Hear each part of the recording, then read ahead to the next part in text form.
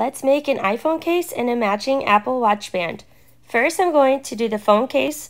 I'll grab the aluminum insert and remove the clear protective film, and I'll tape it down in the middle of the design and place it in my heat press at 385 degrees for 60 seconds.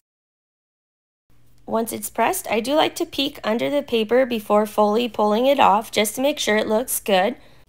While it cools, I'll start on the Apple Watch band. I tape the paper to the watch band, and I also wrap it around to get the sides as well. I'll place this in the press at 385 degrees for 90 seconds.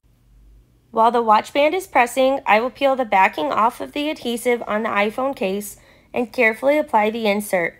The adhesive is permanent, so make sure you place it correctly the first time. Here are the finished watch bands.